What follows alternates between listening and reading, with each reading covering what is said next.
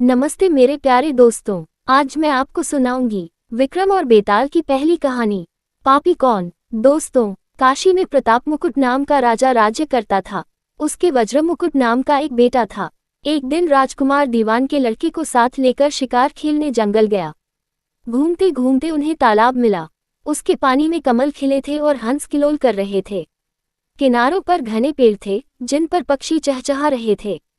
दोनों मित्र वहां रुक गए और तालाब के पानी में हाथ मुंह धोकर ऊपर महादेव के मंदिर पर गए। घोड़ों को उन्होंने मंदिर के बाहर बांध दिया। वो मंदिर में दर्शन करके बाहर आए तो देखते क्या है कि तालाब के किनारे राजकुमारी अपनी सहेलियों के साथ स्नान करने आई है। दीवान का लड़का तो वहीं एक पेड़ के नीचे बैठा रहा, पर राजकुमार से न रहा गया।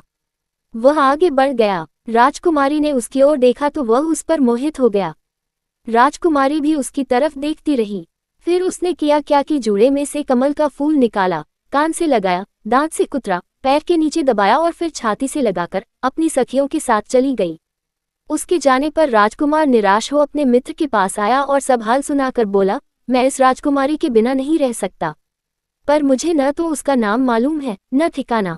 वह कैसे मिलेगी। दीवान के लड़के ने कहा, राजकुमार आप इतना घबराएं नहीं, वह सब कुछ बता गई है। राजकुमार ने पूछा, कैसे। वह बोला, उसने कमल का फूल सिर से उतार कर कानों से लगाया तो उसने बताया कि मैं कर्नाटक की रहने वाली हूँ। दांत से कुतरा तो उसका मतलब था कि मैं दंतबाट राजा की बेटी हूँ। पांव से दबाने का अर्थ था कि मेरा नाम पद्मावती है और छाती से लगाकर उसने बताया कि तुम मेरे दिल में बस गए हो। इतना सुनना था कि राजकुमार खुशी से फूल उठा। बोला, अब मुझे कर्नाटक देश में ले चलो। दोनों मित्र वहां से चल दिए। घूमते फिरते सैर करते दोनों कई दिन बाद वहां पहुंचे। राजा के महल के पास गए तो एक बुढ़िया अपने द्वार पर बैठी चरखा काटती मिली। उसके पास जाकर दोनों घोड़ों से उतर पड़े और बोले, माई, हम सौदागर हैं, हमारा सामान पीछे आ रहा है, हमें रहने को थोड़ी जगह दे दो। उनकी शक्ल सूरत देखकर और बात सुनकर बुढ़िया के मन में ममता उमड़ आई। बोली, बेटा तुम्हारा घर है, जब तक जी में आए रहो। दोनों वहीं ठहर गए। दीवान के बेटे ने उससे पूछा, माई तुम क्या करती हो, तुम्हारे घर में कौन कौन है, तुम्हारी गुजर कैसे होती है। बुढ़िया ने जवाब दिया, बेटा मेरा एक बेटा है जो राजा की चाकरी में है। मैं राजा की बेटी पद्मावती की दासी थी। बूढ़ी हो जाने से अब घर में रहती हूँ। राजा खाने पीने को दे देता है। दिन में एक बार राजकुमारी को देखने महल में जाती हूँ।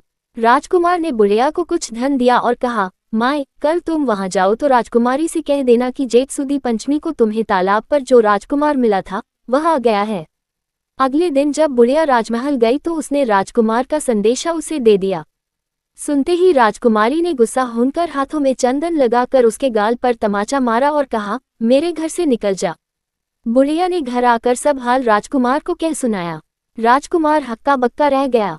तब उसके मित्र ने कहा, राजकुमार आप घबराएं नहीं, उसकी बातों को समझें। उसने 10 उंगलियां सफेद चंदन में मारी, इससे उसका मतलब यह है कि अभी 10 रोज चांदनी के हैं। उनके बीतने पर मैं अंधेरी रात में मिलूंगी। 10 दिन के बाद बुढ़िया ने फिर राजकुमारी को खबर दी तो इस बार उसने केसर के रंग में 3 उंगलियां डुबोकर उसके मुंह पर मारी और कहा, भाग यहाँ से। बुढ़िया ने आकर सारी बात सुना दी। राजकुमार शोक से व्याकुल हो गया। दीवान के लड़के ने समझाया, इसमें हैरान होने की क्या बात है। उसने कहा है कि मुझे मासिक धर्म हो रहा है, 3 दिन और ठहरो। 3 दिन बीतने पर बुढ़िया फिर वहां पहुंची। इस बार राजकुमारी ने उसे फटकार कर पश्चिम की खिड़की से बाहर निकाल दिया। उसने आकर राजकुमार को बता दिया। सुनकर दीवान का लड़का बोला, मित्र उसने आज रात को तुम्हें उस खिड़की पर बुलाया है। मारे खुशी के राजकुमार उछल पड़ा। समय आने पर उसने बुढ़िया की पोशाक पहनी, इत्र लगाया, हथियार बांधे। दोपहर रात बीतने पर वह महल में जा पहुंचा और खिड़की में से होकर अंदर पहुंच गया। राजकुमारी वहां तैयार खड़ी थी। वह उसे भीतर ले गई। अंदर के हाल देखकर राजकुमार की आंखें खुल गईं। एक से एक बढ़कर चीजें थीं।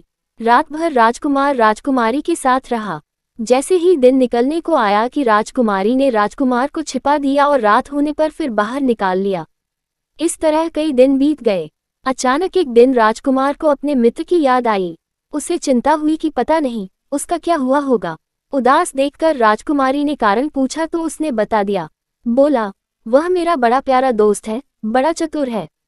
उसकी होशियारी ही से तो तुम मुझे मिल पाए हो। राजकुमारी ने कहा, मैं उसके लिए बढ़िया बढ़िया भोजन बनवाती हूँ, तुम उसे खिलाकर तसल्ली देकर लौट आना। खाना साथ में लेकर राजकुमार अपने मित्र के पास पहुंचा। वे महीने भर से मिले नहीं थे। राजकुमार ने मिलने पर सारा हाल सुनाकर कहा कि राजकुमारी को मैंने तुम्हारी चतुराई की सारी बातें बता दी हैं, तभी तो उसने ये भोजन बनाकर भेजा है। दीवान का लड़का सोच में पड़ गया। उसने कहा, ये तुमने अच्छा नहीं किया। राजकुमारी समझ गई कि जब तक मैं हूँ वह तुम्हें अपने बस में नहीं रख सकती, इसलिए उसने इस खाने में जहर मिलाकर भेजा है। ये कहकर दीवान के लड़के ने थाली में से एक लड्डू उठाकर कुत्ते के आगे डाल दिया। खाते ही कुत्ता मर गया। राजकुमार को बड़ा बुरा लगा। उसने कहा, ऐसी स्त्री से भगवान बचाए, मैं अब उसके पास नहीं जाऊंगा। दीवान का बेटा बोला, नहीं, अब ऐसा उपाय करना चाहिए जिससे हम उसे घर ले चलें। आज रात को तुम वहां जाओ। जब राजकुमारी सो जाए तो उसकी बाईं जांघ पर त्रिशूल का निशान बनाकर उसके गहने लेकर चले आना। राजकुमार ने ऐसा ही किया। उसके आने पर दीवान का बेटा उसे साथ ले योगी का भेष बना, मरघट में जा बैठा और राजकुमार से कहा कि तुम ये गहने लेकर बाजार में बेच आओ।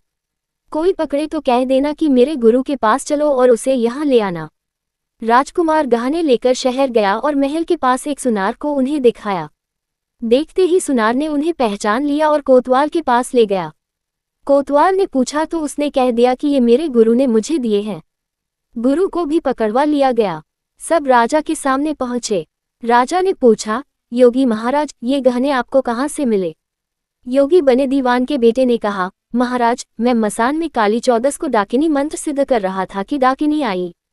मैंने उसके गहने उतार लिए और उसकी बाईं जांघ में त्रिशूल का निशान बना दिया। इतना सुनकर राजा महल में गया और उसने रानी से कहा कि पद्मावती की बाईं जांघ पर देखो कि त्रिशूल का निशान तो नहीं है। रानी ने देखा तो राजा को बड़ा दुख हुआ। बाहर आकर वह योगी को एक ओर ले जाकर बोला, महाराज, धर्मशास्त्र में खोटी स्त्रियों के लिए क्या दंड है? योगी ने जवाब दिया, राजन, ब्राह्मण, गौ, स्त्री, लड़का और अपने आश्रय में रहने वाले से कोई खोटा काम हो जाए तो उसे देश निकाला दे देना चाहिए। ये सुनकर राजा ने पद्मावती को डोली में बिठाकर जंगल में छुड़वा दिया। राजकुमार और दीवान का बेटा तो ताक में बैठे ही थे। राजकुमारी को अकेली पाकर साथ ले अपने नगर में लौट आए और आनंद से रहने लगे। इतनी बात सुनाकर बेताल बोला, राजन, ये बताओ कि पाप किसको लगा है? राजा ने कहा, पाप तो राजा को लगा। दीवान के बेटे ने अपने स्वामी का काम किया। कोतवाल ने राजा का कहना माना और राजकुमार ने अपना मनोरथ सिद्ध किया। राजा ने पाप किया जो बिना विचारे उसे देश निकाला दे दिया। राजा का इतना कहना था कि बेताल फिर उसी पेड़ पर जा लगता। राजा वापस गया और बेताल को लेकर चल दिया। बेताल बोला, राजन, सुनो, एक कहानी और सुनाता हूँ। धन्यवाद दोस्तों। विक्रम और बेताल की दूसरी कहानी सुनने के लिए डिस्क्रिप्शन में दिए गए लिंक पर क्लिक करें या बेताल 25 प्लेलिस्ट में जाकर सारी कहानियां सुन सकते हैं। वीडियो को लाइक करें और अपनी राय कमेंट बॉक्स में ज़रूर दें और हाँ, चैनल को सब्सक्राइब भी कर लें ताकि आपको हमारे सारे अपडेट्स मिलते रहें।